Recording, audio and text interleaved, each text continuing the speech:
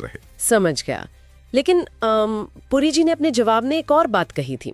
उन्होंने एक economic stabilization fund यानी आर्थिक स्थिरीकरण कोष का भी जिक्र किया। हाँ, बिल्कुल किया था। जो कि अप्रत्याशित सप्लाई चेन संकट से निपटने के लिए लाया जा रहा है। और यहीं पर सरकार अपने ही बयानों में उलझती हुई दिखती है। वो कैसे? भाई, एक तरफ आप कहते हैं कि देश में कोई संकट नहीं है, सब ठीक है। हाँ। और दूसरी तरफ संसद में एक नया फंड बनाने की बात होती है जो भविष्य के अनिश्चित झटकों से निपटने के लिए है।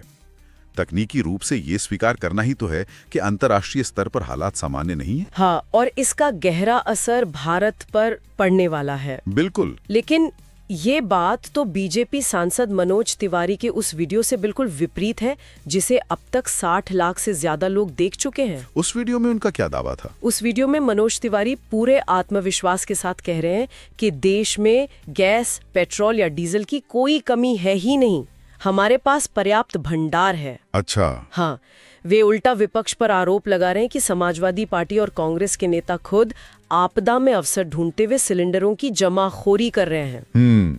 ताकि बाजार में बनावटी कमी पैदा हो सके। बिल्कुल, ताकि बाजार में कमी दिखे और जनता में दहशत फैले। ये एक बहुत ही महत्वपूर्ण सवाल खड़ा करता है।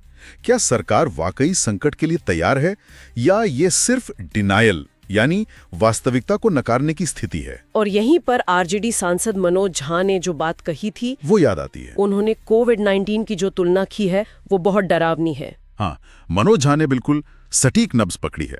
आपको याद होगा कोविड महामारी के शुरुआती दिनों में भी सरकार की तरफ से बिल्कुल ऐसे ही बयान आते थे। हाँ, बार बार कहा जाता था कि कोई हेल्थ इमरजेंसी नहीं है और ऑक्सीजन की कोई कमी नहीं है। और फिर जो जमीनी हकीकत सामने आई वो हम सबने देखी।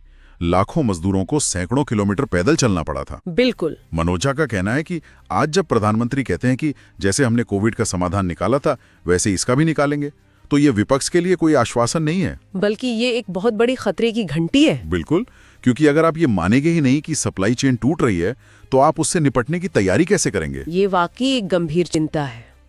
तो अगर हम इन सारी कड़ियों को जोड़ें तो वो डैशबोर्ड वाले लाल इंडिकेटर की बात बिल्कुल साफ हो जाती है। एकदम। यहाँ बात सच में बहुत दिलचस्प हो जाती है। ये पूरी चर्चा सिर्फ इस बात तक सीमित नहीं है कि गैस सिलेंडर मिल रहा है या नहीं।